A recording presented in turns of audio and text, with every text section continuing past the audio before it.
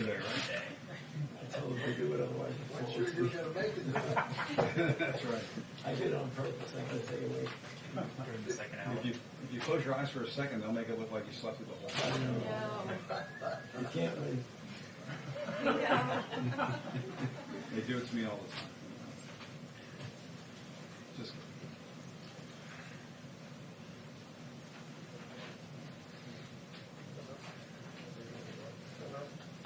And did you know they gave us?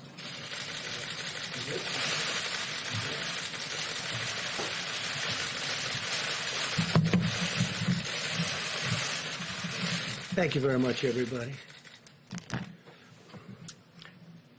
I'd like to begin by saying that we just completed a meeting with the Secretary of Treasury, Steve Mnuchin, and Secretary of Transportation, Elaine Chao, on proposals regarding the airlines and the airline business. And we're working very closely with a lot of different people. We'll be probably putting out a proposal and giving them some of the details, some of the very powerful details over the weekend. It's moving along quickly. The airline business has been hit very hard, as everybody knows, and we are going to be in a position to do a lot to help them so that they keep their employees and they save their businesses. And that'll be taking place, I think you can say, over the weekend. We may even have discussions with some of the airlines or all of the airlines over the weekend.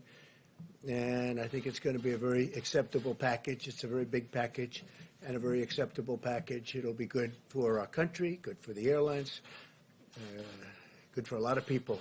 Likewise, I just spoke with the president of Russia, Vladimir Putin, and the king of Saudi Arabia, King Salman, and we had a big talk as to oil production and OPEC and making it so that our industry does well and the oil industry does better than it's doing right now. It's the numbers are so low that there'll be layoffs all over the world. There'll be certainly layoffs in this country. We don't want that to happen. We built a great energy business in the United States. So we have tens of thousands of jobs. We had a very good talk. We'll see what happens. But as you know, OPEC met today, and I would say they're getting close to a deal. We'll soon find out. So that was a conversation we just had. So we had a busy hour and a half. And let me begin by expressing my sincere gratitude to the American people. Millions of Americans are making profound and difficult sacrifices in their own lives because they know it will save the lives of countless others, and that's exactly what it's doing. You see what's happening and where we are, where we stand, and hopefully we're going to be opening up. We can call it opening very, very, very, very soon, I hope. Together, our people are writing one of the most noble chapters in the proud history of our nation. Americans are also encouraged to learn that Boris Johnson, Prime Minister, has been moved out of intensive care. That's a tremendous statement. And we continue to pray for him and his fast recovery. That's a very, very positive development. As the New York metropolitan area continues its battle against the outbreak, the full power of the federal government is there to support them. As you know, the Javits Center has now been fully converted into a 3,000-bed hospital, one of the largest anywhere in the country. And by the incredible professionals, I have to say the Corps of Engineers, what they can do is just incredible. They've done a fantastic job, and they're building nationwide 21 temporary hospitals and care facilities, adding 17,000 hospital beds. And they did that all within a very short period of time. It's incredible what they've done. Army Corps of Engineers and FEMA has been fantastic. Our sweeping airlift operation to keep doctors and nurses supplied with protective equipment. Project Airbridge continues to expand with more than 24 flights already completed and 49 additional flights now scheduled in the near future. So that's been very successful, and that gear and those outfits are being handed out. As they arrive, they're going directly to point. The American medical system continues to perform beyond our highest expectations, reminding us that the United States is blessed with the most advanced health care and the most skilled healthcare workers anywhere on the planet. Other countries are looking to what we're doing, and our testing operation has now become far and away the most sophisticated and the best anywhere. And we want to thank all of the heroes on the front lines as they fight to save American lives. We're at the top of the hill, pretty sure we're at the top of the hill, and now we're going downward. In some cases, we've already started that process. Earlier today, I spoke with hundreds of mental health leaders and advocates from around the country to discuss the vital work they're doing. We had the top doctors in the country, some international doctors. Mental health, big factor. Not only has the virus inflicted immense physical suffering on many people, but also mental and emotional suffering as well. Even though we're staying physically apart, no American is alone, and we're all in this together. But the mental health doctors and experts, it's a very great call. It was a very interesting call. They're working very hard. We're also seeing encouraging signs in our race to develop breakthrough treatments and therapies. Pfizer revealed today that it has found a promising new treatment that might prevent the virus from replicating, and that it hopes to begin testing in clinical trials very soon. It's going to be very, very soon. They have great feelings for this particular therapy, and they think that a lot of good things are happening through the FDA's Coronavirus Treatment Acceleration Program. 19 therapies and treatments are now being tested, and 26 more are in the active planning or clinical trials. So we have 19 therapies being tested currently, and 26 more are in the active planning for clinical trials. That's a big statement. That's a lot. Trials for Gilead's anti-rival drug remdesivir continue, and the company has also expanded emergency use for new patients, getting good early results, by the way. The companies that manufacture hydroxychloroquine are massively ramping up production. As you know, many people are recommending strongly Z-Pak be added, the Z-Pak, and also zinc. And the federal government continues to build our stockpiles and distribute millions of doses for doctors to use as they see fit. And I'm pleased to inform you we're just having a lot of good things are happening, but we'll have to see how that all works out. But we've purchased and we have stockpiled millions and millions of doses, and we're distributing it. Some states want it very badly. Michigan, we just sent a lot to Michigan and other areas. I'm reporting today that we passed 2 million tests completed in the United States, first time, most anywhere in the country. It's a milestone for our country. It's a milestone anywhere. Nobody's done anywhere close. Our tests are highly sophisticated and highly accurate. At the same time, we're making important progress on the economic front of this war. In a few moments, Secretary of Labor Eugene Scalia will explain new steps that we're taking to ensure American workers swiftly receive unemployment and paid leave benefits, and that employers protect the health and safety of all workers, including essential workers on the job, working very, very closely with workers and with employers.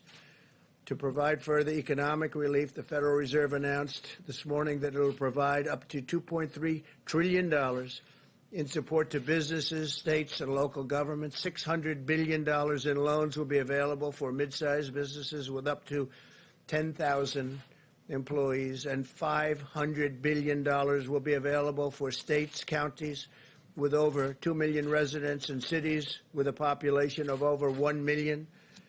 My administration is also working with Congress to replenish the very successful, incredibly successful, the way it's going, Paycheck Protection Program, which is allowing hundreds of thousands of small businesses to keep their workers on the payroll, meaning it'll keep those businesses open. We need both Democrats and Republicans to come together to get this the legislation completed, and it looks like it's on its way, but we need both. And it should be for people that are working, for the workers.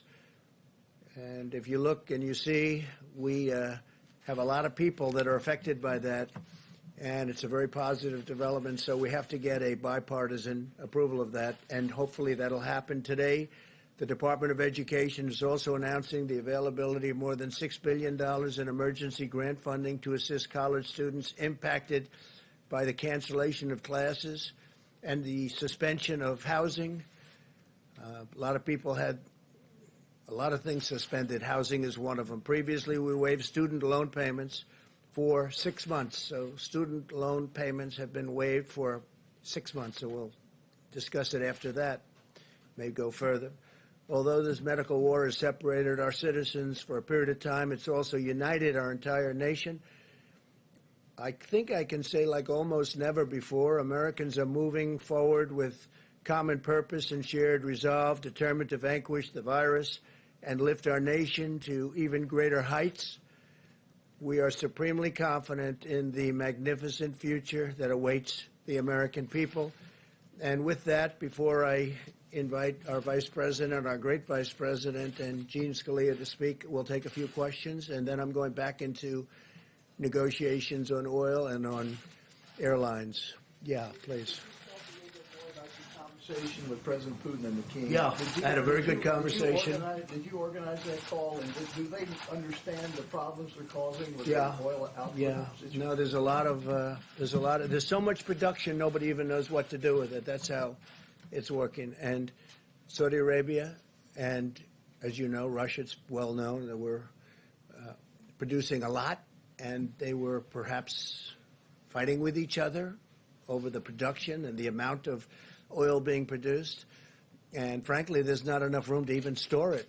Our storage is now full, going to be very soon. Our strategic national storage is, I said, this is a great time to fill it up, load it up with oil that frankly is at pricing that nobody's ever seen before. I don't think we've seen this probably since the 1950s. That was with big dollars. So we'll see what happens. The conversation was very good. They're getting close to a deal. That's OPEC and many other countries outside of OPEC, and we'll see what happens. No, I think they were getting along very well. We had a very good call. I think it was a very good call. We're going to see what happens, but it was a very good call. They'll probably announce something either today or tomorrow, one way or the other. Could be good, could be not so good, but I think one way or the other. Go ahead, Jim. Mr. President, how could the administration discuss the possibility of reopening the country when the administration does not have an adequate nationwide testing system for this virus? Don't you need a nationwide testing system for the virus before you reopen? We have a great testing system. We have the best, right now, the best testing system in the world. But there are certain sections. There are certain sections in the country that are in phenomenal shape already.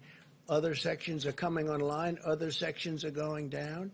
And we, in addition to that, are giving out millions of tests. And every day we're doing it exponentially. We're picking up. And what we'll be doing in the very near future is going to certain areas of our country and do massive testing. It's not necessary, but it would be a good thing to have. Don't you need that, though, Mr. President, to make sure people are safe going back to work? You don't want to send people back to the workplace. We want to have it, and we're going to see if we have it. Do you need it? No. Is it a nice thing to do? Yes. We're talking about 325 million people, and that's not going to happen, as you can imagine. And no, it would never happen with anyone else either. Other countries do it, but they do it in a limited form. We'll probably be the leader of the pack. Please. What do you say to the 16 million Americans, more than 16 million Americans who have lost their jobs in the last 3 weeks and fear that the economy won't just bounce back, like you said? Well, I think the economy is going to do very well. Now, that's just my feeling. It's a strong feeling. I've had good, proper feelings about a lot of things over the years, and I think we're going to do well. We're doing it looks like we're at the lower end of the curve in terms of death, which is a terrible word, a terrible dark word that we've experienced like nobody's ever seen before in this country. I mean, we have numbers that are terrible, but when you look at the lower levels of 100, lower prediction levels of 100, 120,000 to 220,000, or if we did nothing, up to 2.2 million people, we're looking at a much lower level than the level of, I hope, than the level of 100,000. So we're going to see. We're going to have to. You can never do anything about the people that lost their loved ones and lost their friends, and I mean the great friendships. And I'm not sure a lot of people will ever be the same.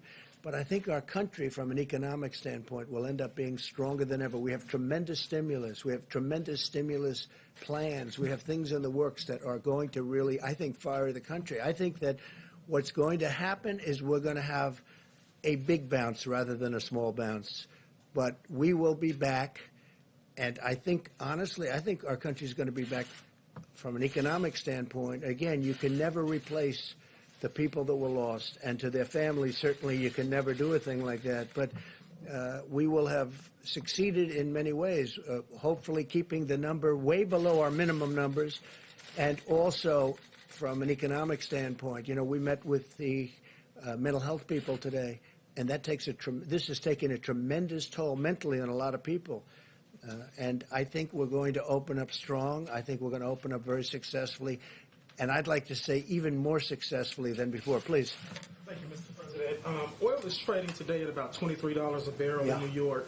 Where would you want to see the price? Do you want it at $30, $40, $50 a barrel? Well, I want to see it where there's a certain market, but I also don't want to see it where people have no idea. You know, we'll be opening up areas for storage of oil, massive areas for storage of oil, because oil today is not selling. And what happened is the virus knocked out 40% of the market. Immediately, you know that, you know the number, 40%. Now, there was a lot of oil, but it was very controllable. All of a sudden, they lost 40%. You look at the road, you look at the car, you look at what's going on. There's nobody driving. There's no reason for it right now. That'll start coming back. But we are storing millions of barrels of oil that nobody thought would even be possible. Frankly, ships turned out to be a good business for some people because they're filling up tankers, sending them out to sea and not saying where to go. They're just sitting out there loaded up with oil. So we want to save our energy in this country. We want to make sure that our energy companies, businesses, and employees, workers, remain strong. So that's how I'm involved. And I think that's going to happen. So right now, if you look, you're probably talking 23, 25. If they announce a deal, we can get it up. We need a minimum number so the companies don't go out of business. So they're not going to lay off all of these energy workers who are important to our country. And, you know, we're now energy independent. We could do something where we only used our oil. But I think the long-term benefit is to be able to just go with the market. And it's going to work out. It's all going to work out. If you looked at 3 weeks ago, as you know, as we talked about it, 3 weeks ago and 2 weeks ago, this was catastrophic. I think it's really hitting bottom, and I think that, I mean, we've had a bottom, but now at $23 and $25 and probably heading up. At the same time, we save our energy, and we also produce great, cheap energy, and we save our jobs. Yeah. I want to ask you about the Paycheck Protection Program, because every day we're hearing from small business owners who are telling us that their banks don't know how to access this money. They're trying to apply. They can't figure it out. So where does the fault lie? Does it lie with the banks? I don't think there's a fault.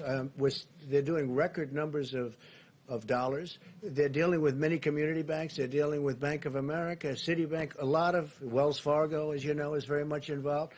And they're dealing with the bankers. Can't go that quickly, but I'm hearing it's a very, very successful rollout. They did want changes in applications. They want changes in loan requirements, et cetera. But they're taking billions and billions of dollars worth of loans. And in the very near future, the banks will be relieving the money. They'll be paying out the money. Yeah, please. Sure. Are you still expecting the USMCA to take effect on July 1st? And considering the fact that the auto industry is hurting these days, are you ready to postpone the... well, we have a deal. Yeah, the deal is with Canada. The deal is with Mexico. We have a deal. And obviously the deal is different from the standpoint that production will be lower. But we have a deal. It's a signed deal. It's a deal that's one of the worst deals that we've ever had was NAFTA, one of the worst trade deals ever made by any country anywhere. We'll be terminating that.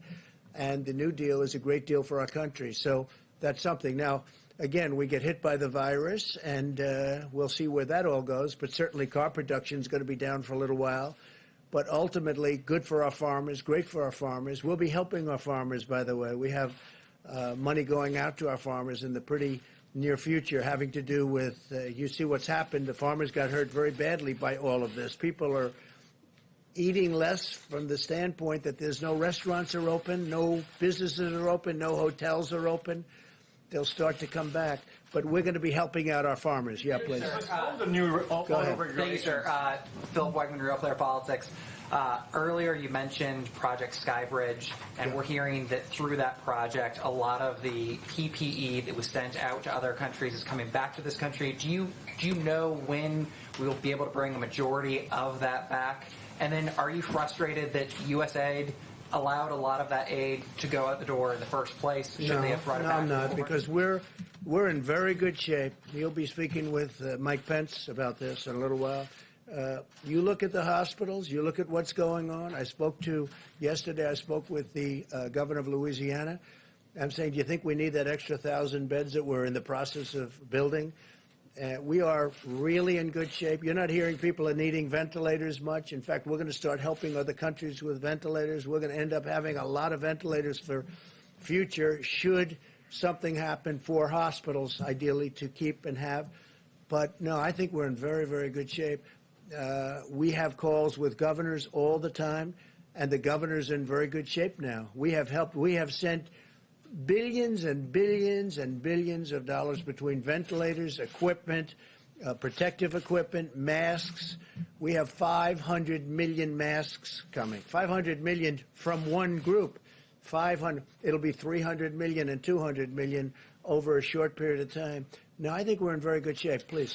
President, speaking of testing, some experts, including Scott Gottlieb, have talked about 750,000 tests per week being needed before the economy is open. Can you address that? Do you agree with those numbers? If not, how many tests per week do you think we should have before the economy is open? I don't like using the word needed because I don't think it's needed, but I think we're going to try and hit a number like that. That's a very high number, but we're going to be trying to hit it. And we probably might be able to do that. Please, go ahead. Do that, sir. Go ahead, please. Thank you, Mr. President. Today, the Democrats pushed for more rescue money for states and hospitals, which are complaining that they need it to fight the coronavirus pandemic. Do you think hospitals and states need this money? Would you support I do, and I do support something, but I support it for the next phase. It's much simpler in the next phase, whether that phase is infrastructure or whatever. So I'm going to leave you now with Mike Pence and with Eugene Scalia, and if you would, I look forward to seeing you tomorrow. We'll see you tomorrow. We have a lot of very big news to report. We've had a tremendous day between, I believe, what's happening with the energy industry, and I believe what's happening with airlines. I look forward to seeing you. Thank you very much, everybody. Thank you.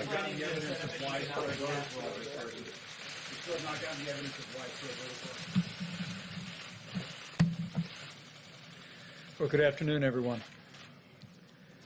At the present moment, we have now cleared more than 2 million tests across the country. And I'm pleased to report we're testing more than 100,000 people a day now. But we're working around the clock to scale up the new types of tests that the FDA has approved in record time. And every American can be confident that we'll continue to build out that structure going forward for the weeks ahead and the months ahead. At the present moment, there's more than 450,000 Americans who have tested positive for the coronavirus, and sadly, more than 16,000 Americans have lost their lives. And as President Trump just said, our hearts go out to the families that have lost loved ones. And I want to assure you that all of us working at every level understand these are not numbers, these are lives. And our heartfelt condolences during this heartbreaking week go out to every American family that's lost a loved one to the coronavirus. It has been a difficult week. But as Dr. Birx will reflect in just a few moments, as we look at the data literally on a county-by-county basis every day, we continue to see evidence that in areas where the epidemic has impacted most, the greater New York City area, Louisiana, the Detroit metro, the Denver metro, we continue to see evidence of stabilization. And it appears, as Dr. Birx suggests, that we are close to the peak in each of those areas so impacted. We also express gratitude and appreciation for the people of California and Washington State, who continue to be low and steady in the number of cases that are emerging there. We're watching the Chicago metro area. We're watching the Boston metro area. And as Dr. Birx will discuss, we just continue to urge every American to put into practice the President's coronavirus guidelines, because all evidence indicates from the West Coast to what we're beginning to see in major outbreak areas on the East Coast, it's working, America. And it's working because you're doing it. And we encourage you onward in that. Today, the White House Coronavirus Task Force met, but most of the team also met with Republicans and Democrats in two separate conference calls of the United States Senate.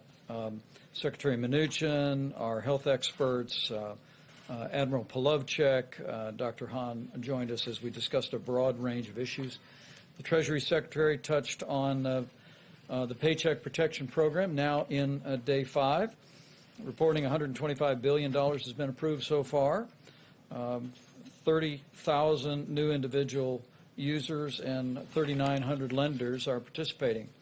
We also discussed that the Treasury Department will issue a new frequently asked question document tonight, an FAQ as they're known, to clarify how seasonal businesses can participate in the Paycheck Protection Program as well. With regard to direct payments to Americans, the Treasury Secretary assured senators, and we assure every American, that we remain on a timetable where the first payments in direct deposits will go out by the end of next week. For the average family of 4, that'll be $3,400 in direct financial support, and will no doubt be welcome news. Anyone who is interested in additional information on any of these programs can go to treasury.gov or sba.gov. Since we last spoke, I spoke with Governor Laura Kelly of Kansas, Governor Andy Beshear of Kentucky, also spoke to governors of Texas and Rhode Island. I assured each one of them, as we continue to work through the process of making sure that we distribute the resources at the point of the need, is that at President Trump's direction, our objective working through FEMA is to make sure that states have what they need when they need it. And to see the progress that we've made, the President just reflected on in New York and New Jersey, Louisiana, and the partnership we forged with governors in those states, California and Washington State before. We trust gives confidence to governors and leaders of states across the country, and most importantly, our dedicated healthcare workers, that we will be there to meet that need should that need arise. At the present moment, FEMA reports the President has approved 54 major disaster declarations, and states around the country have stood up 29,000 National Guard, 11,000 of which are fully funded by the federal government under Title 32. Also, speaking of our military, at the present moment, we received a report today from the Department of Defense that 4,100 active duty military medical personnel have been deployed in New York, New Jersey, and Connecticut. And they are personnel that are working on the ground at the Javits Center, working, of course, at the USNS Comfort ship. But because at the present moment, the utilization of both of those temporary facilities has been fairly modest, the DOD actually worked with the City of New York to establish what amounts to a uniform temp service. They called it the bullpen. And today they literally deployed from the ship and from the Javits Center 75 medical personnel to relieve dedicated healthcare workers within the hospital system in the city of New York, and we'll continue to do that. We're going to make sure those federal temporary hospital and Javits Center is fully staffed. We'll make sure the USNS Comfort is staffed, but the physicians, those military personnel, are going to also be deployed across the city to bring much-needed relief to our healthcare workers in our system. From the VA standpoint, we've opened up VA facilities in New York City, East Orange, New Jersey, Detroit, Michigan, and we are opening up the VA facility to coronavirus patients in Shreveport, Louisiana. Finally, I mentioned that today we exceeded more than 2 million tests that have been performed across the country. And also, literally, working with the U.S. Public Health Service, states around the country have stood up hundreds of drive-through testing sites. And just this week, FEMA and the U.S. Public Health Service announced that we will give an option to states to transition from a federal testing site, dozens of which have been assembled around the country, to a state-managed site. I want to emphasize that this is an option. We believe it gives states greater flexibility to style sites or manage sites in areas that they think are most important. But we're also processing requests for continued federal participation in states from New Jersey to Louisiana to Illinois, Colorado, and Texas. And we want to assure people in communities all across the country that we'll continue to partner with states to the extent that they prefer us to be a part of it. With regard to the air bridge, 3 flights were scheduled to arrive today in Chicago, New York, and Dallas-Fort Worth. 49 flights are scheduled over the next 3 days. And we continue to work supplies. We continue to literally leave no stone unturned around America and around the world.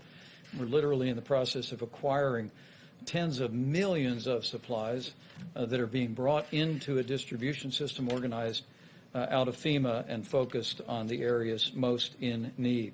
We're also bringing real innovation, and at the White House Coronavirus Taskforce today, we tasked the FDA and CMS to review the feasibility of allowing hospital workers to use cloth gowns for performing procedures.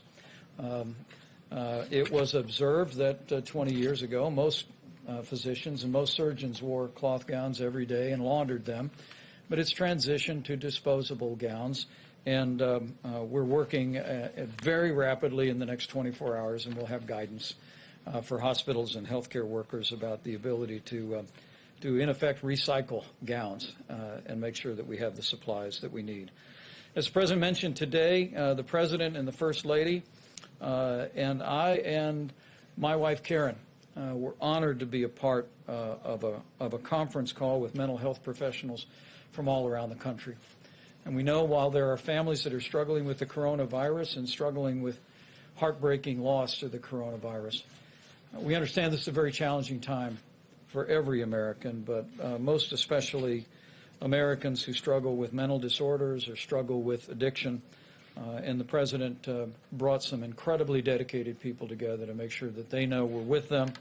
Early on, the President expanded access to telemedicine, and we've also issued guidance for using technology to remain connected to social support groups. And we just urge everyone who may be feeling an emotional burden or a vulnerability during this time to reach out to the many resources that are there and to know that you're not alone, that we're with you, and we'll get through this, and we'll get through this together. So despite heartbreaking losses that continue this week in communities from New York to New Jersey to Louisiana, there are signs of progress and hope abounds. The reality is that we see new projections from the experts. And if the projections are right, it's because it's working, America. It's because the American people are putting into practice the social distancing, caring for their neighbors and their loved ones and their family members, and putting their health first.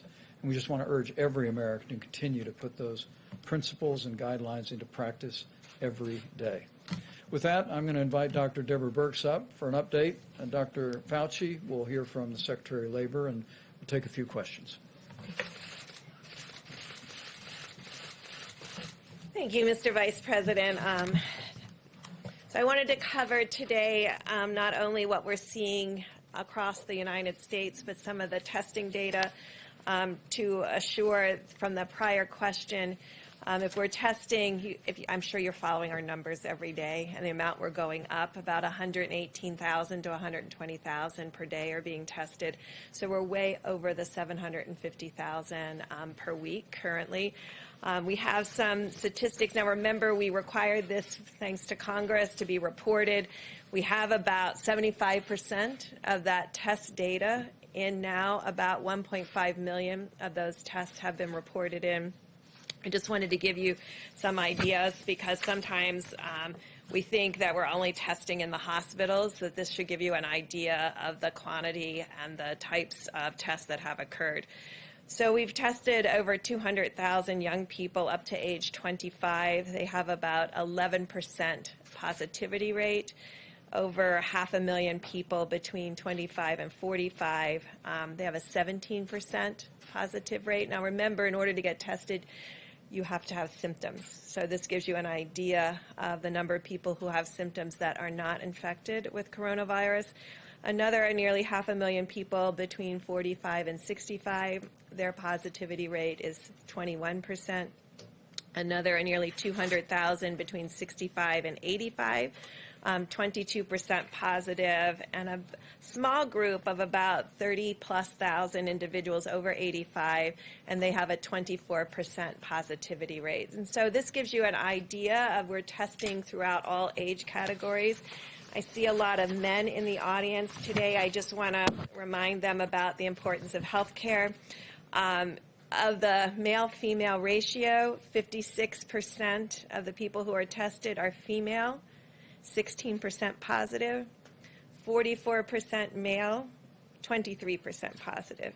So again, it gives you an idea about how men often don't present in the healthcare delivery system until they have greater symptomatology.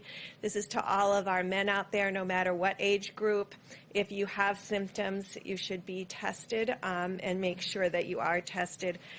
We appreciate you engaging in that, and also really recognizing the issues about comorbidities and making sure that we're addressing those. I had a series of great calls with about 17 states that are in our more rural areas, specifically around our indigenous people and tribal nations. It was a very reassuring call, and we are testing across the country. We do have about 63% of states that have less than 10% positive despite significant testing.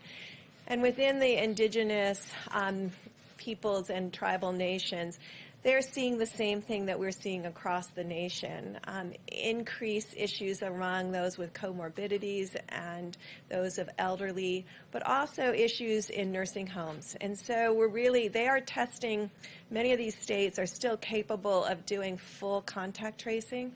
And so they've been doing contact tracing from nursing home outbreaks and other outbreaks. It really gives us a clear impression of no matter what we do in the future, we need to really ensure that nursing homes have sentinel surveillance. And what do I mean by that?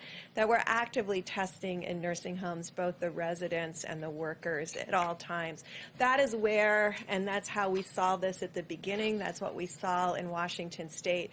And that's what we're seeing in many of the states that have very low case attack rates. The other thing that I want to leave you with, we certainly know how desperate and difficult the situation has been in New York over the last few weeks. And we've been telling and talking about how this would be the week that would be most difficult because of the large proportion of cases that are coming from the New York metro area.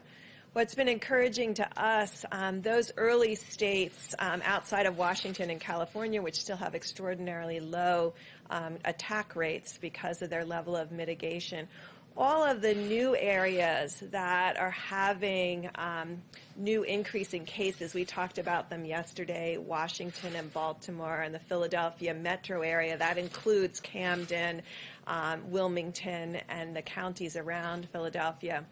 We're seeing that the case numbers, what we'll get to as far as attack rates, we talked about 1 in 7 in 1,000 in New York that are being measured. These are coming in, even with their progress up their curve, in the 1 to 2 per 1,000 range, showing that when you start mitigation early, it has a very different impact. All of this data is coming together, the testing rates, the seropositivity, the age groups, who really needs hospitalization, ICU, the innovative pieces coming from, we heard a great report from Louisiana this morning on the phone call where they talked about a minimum now of 40% of people coming off of ventilators alive and leaving the hospital. This is very encouraging to us. Really shows amazing progress clinically at each of these hospitals and the real lessons what we're learning and sharing across hospitals.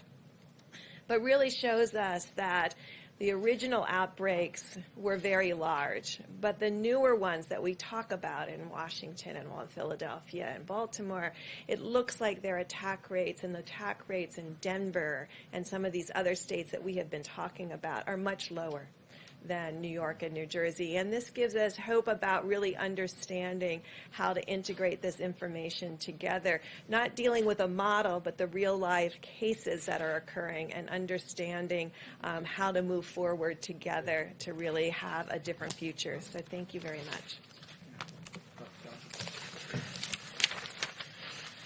Thank you very much, Mr. Vice President. So just reflecting about what we've been doing over the last few days, remember last weekend when we made the forecast that this would really be a bad week? As I mentioned yesterday and the day before, it is, in the sense of deaths, a bad week. In fact, every day there seems to be a record of number of deaths compared to the day before. In fact, New York today had, again, another record of, I think the city itself was about 820 plus deaths. But what we were predicting with the increase and the real adherence to the physical separation, the guidelines that the Vice President talks about, the physical separation, at the same time as we're seeing the increase in deaths, we're seeing rather dramatic decrease in the need for hospitalizations. Like I think yesterday was something like 200 new hospitalizations, and it's been as high as 1,400 at any given time. So that is going in the right direction. I say that, and I always remind myself when I say that, that means that what we are doing is working, and therefore we need to continue to do it. I know I sound like a broken record. That's good. I want to sound like a broken record. Let's just keep doing it. I get questions a lot, Dr. Birx and I, about these numbers, the projections that you went from 100,000, 200,000, now down to 60,000. That's a sign that when, as I keep saying, when you take the data you have and you reinsert it into the model modifies. Data is real. Model is hypothesis. Okay? So that's what you have to do, and that's what I think we're seeing. The other thing that's some just broad, general good news from the standpoint of a scientific standpoint, that there are a lot of candidate potential therapeutics that are going into clinical trials now that we're sponsoring at the NIH. The kinds of clinical trials that will give us the answer. Are they safe? Are they effective? And just what is the capability of using them under what circumstances? As prophylaxis, as treatment, in early disease, in late disease. So as the time goes by and we have the public health measures to try and contain this, we're doing an awful lot from a scientific standpoint so that when we do get to next year, next fall, next winter, hopefully we'll have something that we can offer in addition to the very important public health measures. So I'll be happy to answer questions later. Mr. Secretary.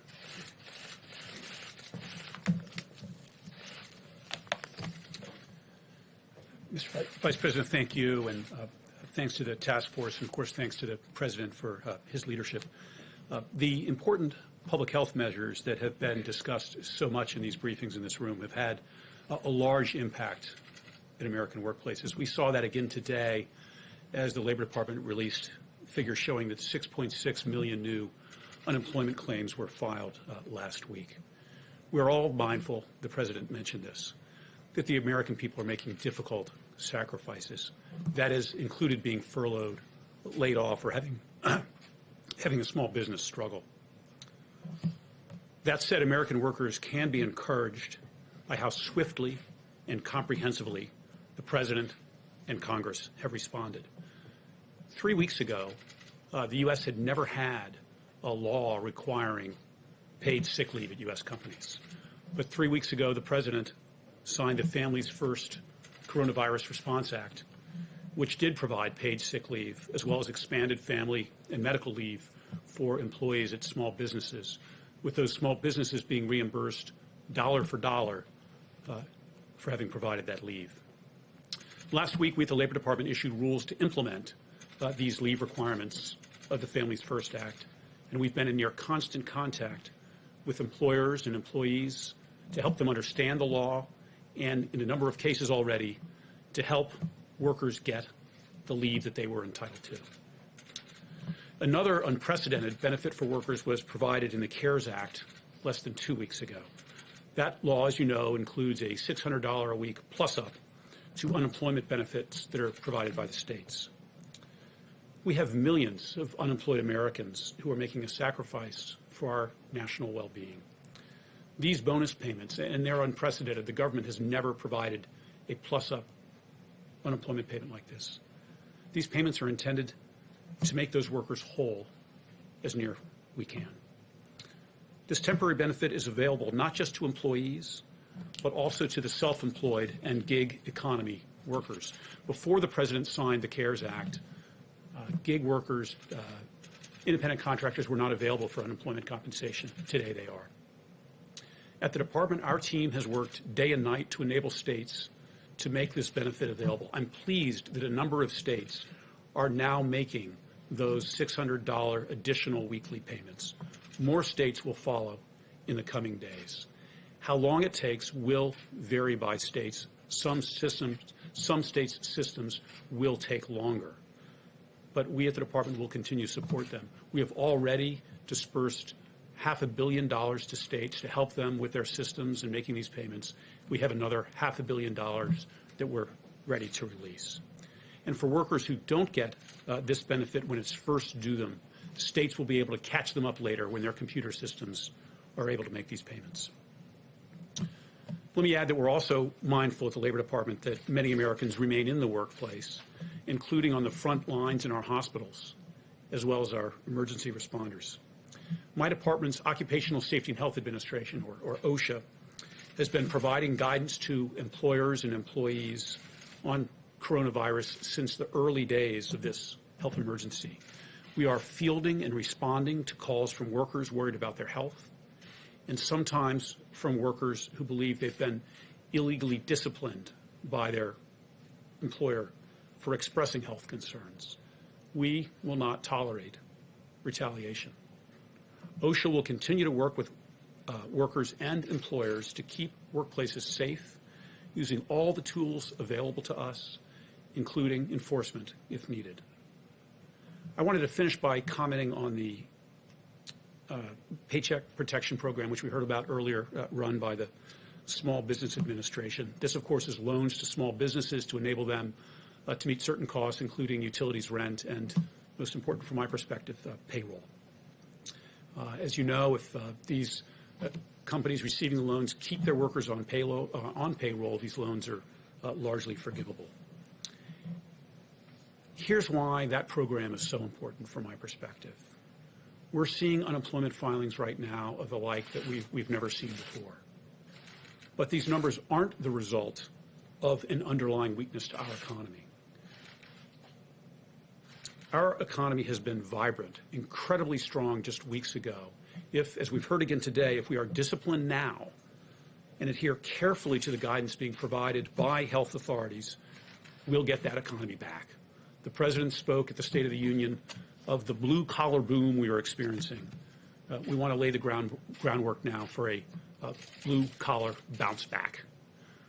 We'll get there in part by helping companies hold on to their workers, which is what the Paycheck Protection Program does. Keep them on payroll so that when businesses are ready to reopen, they have the workers they need and Americans have jobs. We will continue at the Department, and I know here at the White House, to be laser-focused on American workers and jobs until this is done. So thank you very much. Very well done. Thank you. Great job. Great. We'll take a few questions. Yes, please. Mr. Vice President, a question for you and then a question for Dr. Birx or Dr. Fauci. Just to clarify, on the federal funding for testing sites in the states, are you saying that federal funding will remain for those sites, and will it remain at its current levels? It's not merely federal funding, but in many cases we provided personnel from the U.S. Public Health Service and also flowed supplies, personal protective equipment that was required for some of the early forms of testing, but it's less required today with new formats for testing. But it is an option, and as I've made clear to several governors, we'll continue to partner with our states. But I have to tell you that the way states step forward with the concept of drive-through and community-based testing is really inspiring. For our part, working with FEMA and our great team at the U.S. Public Health Service. We've stood up some nearly 50 different drive-through test sites around the country, but literally there are hundreds that have been deployed by states and by hospitals and local healthcare providers.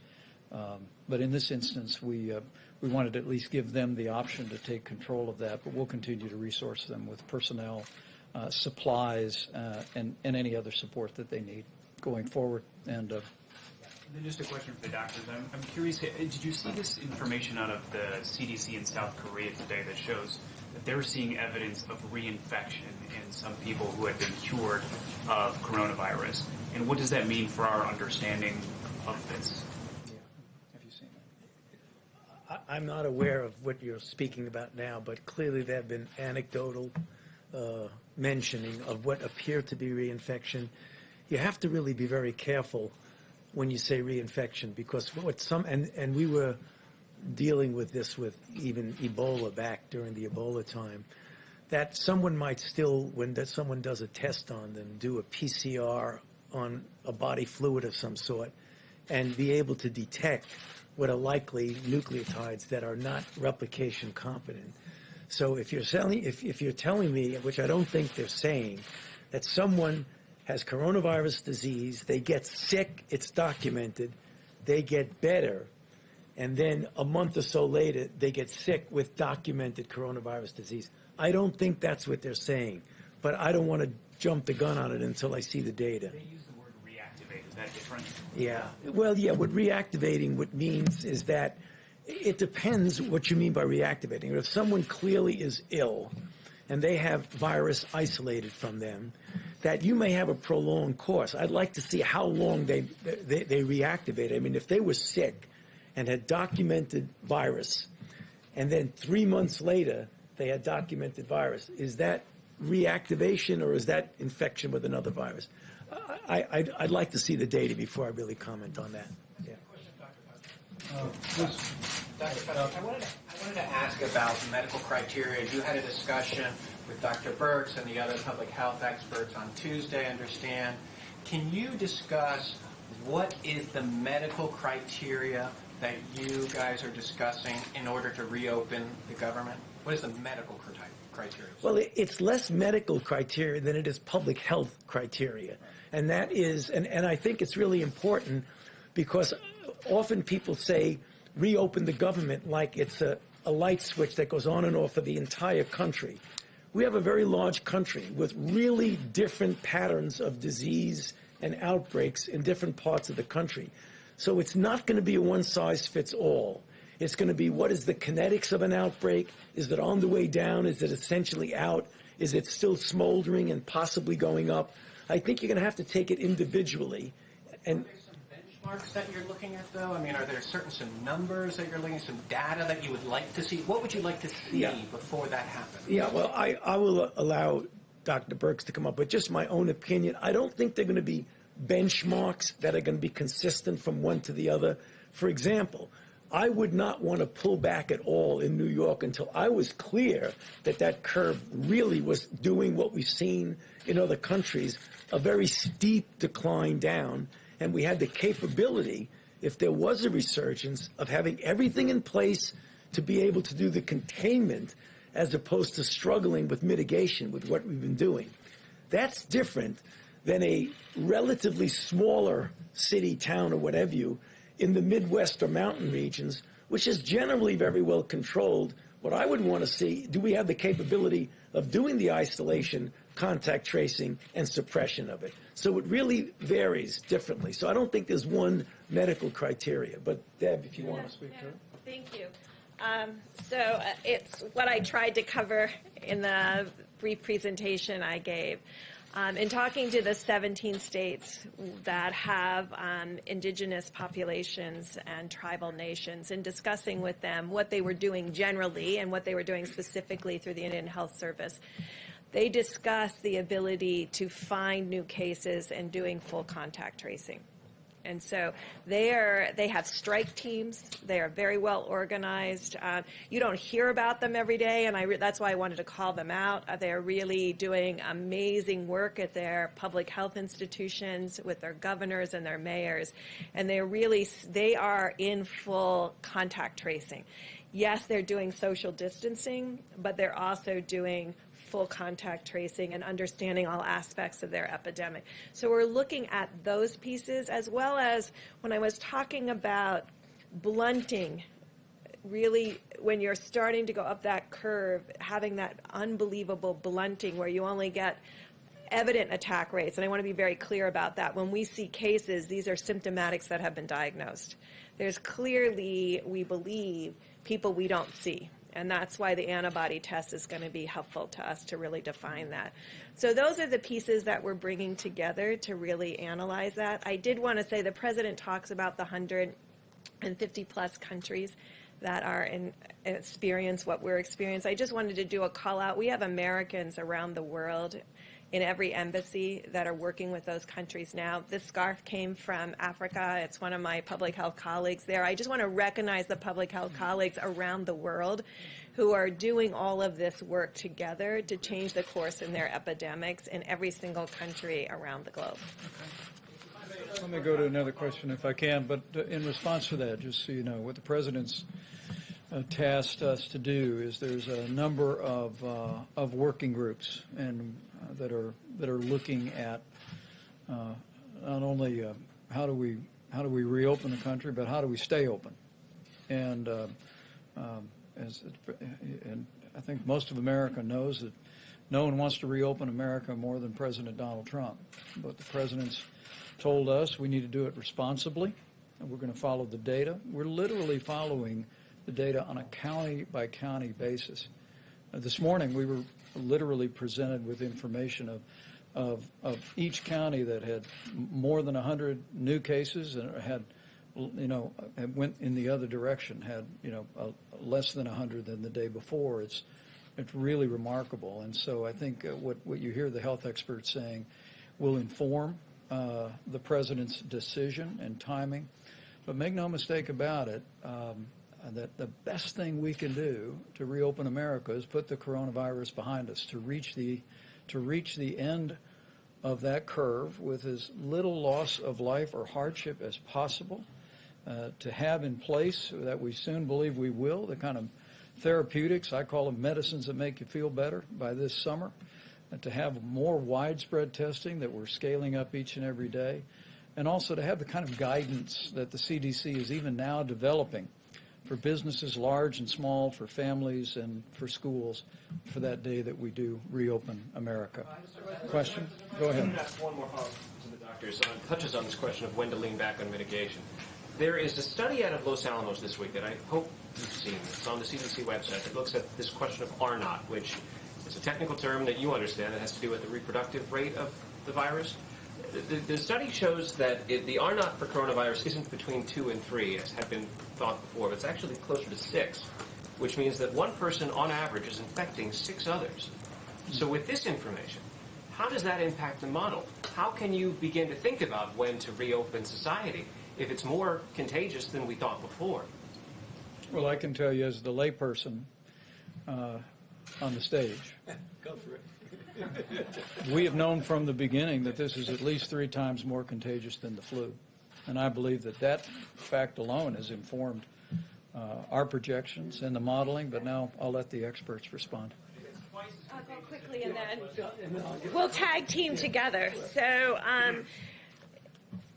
when we've been talking about the asymptomatic group, and that's why I gave you that testing data where 11% of young people under 25 were positive, many of them very low-grade symptoms. What we will be triangulating for you is the testing data with hospital admissions, and then you'll be able to start seeing spectrum of disease. Because what you're not seeing in spectrum of disease is people who never even think that this is something significant, that what they have. We're seeing the significant cases. In testing, you can see that we're getting a lot of people in with symptoms, aren't positive. And so really finding out, what is the R naught? Is it 6? Is it 5? And the only way to do that at this point right now is to get the antibody tests out there and go into these places that had significant disease. When we talk about attack rates of 7 per 1,000 like New York and 5 per 1,000 in New Jersey, and test the healthcare workers, the first responders, all of the nursing homes for antibody, and really get to your question. Because right now it's still theoretic. We understand they're modeling this, and we will get the data to actually look at that. You will see what others have been presenting. So you presented the 6. What others are presenting, importantly, is they're modeling what's happening with mitigation, and they're publishing that the R naught with mitigation is approaching like 1.3 and 1.5. So think of what that is. If it was 6, and then with mitigation, we have it into the 1s. That really shows the power of the American people. No one has varied R naughts like that without a vaccine. But this is what's happening with really the power of the American people, Tony. Ditto to everything that Dr. Burke said, but I couldn't help but thinking when you talk about, you know what the worst enemy of an R naught is? Physical separation. How about one more? One more. Go right ahead. Testing capacity in the country right now to reopen in the foreseeable future? I mean, because the president talked about 2 million tests. Are we going to have the testing capacity needed to make Americans feel comfortable going back into their workplaces? I mean, it seems to me that is a pretty critical question at this point. People are not going to want to go back to work if they think their coworkers might be carrying the virus. If we're not testing enough, how do we know it's safe to go back? Well, I think the American people see the incredible progress that's been made after President Trump brought in the largest commercial labs in the world to scale testing, the likes of which we've seen. We are, as Dr. Burke said, well over 100,000 Americans being tested every single day. We have an antibody test that is coming online. Abbott Laboratories literally has thousands of machines across the country. We're working with hospitals and labs around the country to activate those machines for the 15-minute test. Do we have enough testing right now? Well, let me say we're moving every day toward meeting that moment. But let's be clear: reopening the country, as the president is very anxious to do at the earliest responsible moment, will be through a combination of facts. First would be that we are at the end of the coronavirus for most major communities. Another piece of that is that we have therapeutics for Americans to take medicines if they contract the disease. Another piece of that is guidance from the CDC to public institutions, to businesses large and small, about how to conduct themselves in a safe and a responsible way. And testing is also a piece of that. And as Admiral Joie has reflected, we are spending a great deal of time expanding testing today. Every single day there's more and more tests across the country. But we're also working to scale testing that as we move into this summer and move into the fall, we'll have the testing we need to do what these doctors call not diagnostic testing, which is to take a test of a person that has symptoms, but surveillance testing, so we can identify people that may have had it and may be immune, versus people people that we just need to know whether or not they were ever exposed or and were not exposed. How about one more quick question here, if I can? I think he had one right here, or I'll go to you in the back. Thank you, Mr. Vice President. In the next few weeks, the Supreme Court is set to rule on DACA, on the Deferred Action for Childhood Arrival, and about 30,000 of those people who are under that program are frontline healthcare workers. Is the administration in any way ready to protect them if the ruling comes in your favor and takes the protection out and they can no longer work in the health field as they're needed right now? Well, I think the president's been very clear on his desire to reach a solution on that issue with the Congress. But let me say, whether it be healthcare workers or people working in food supply, other people working in critical infrastructure, we're incredibly inspired by the way people across this country are stepping up to keep healthcare rolling and available, a high quality of care, even in areas deeply impacted by the coronavirus. And also, as we said the other day, hardworking people in our food supply, from the farmers to processors to distributors to truck drivers to grocers. We received a good word that over the last several days we've actually seen a significant drop with one major company in absenteeism. We issued new guidance from the CDC about how people who may have been within close proximity to someone who had the coronavirus could return to work before the 14 days if they didn't have a fever, if they tested themselves twice a day and returned with a mask. But the dedication of people to continue to work is truly inspiring. And I know as we go forward, we'll work through a broad range of national issues, but we're going to be incredibly proud for a long time about the way people all across this country responded to this moment. So thank you all very much. We'll see you tomorrow.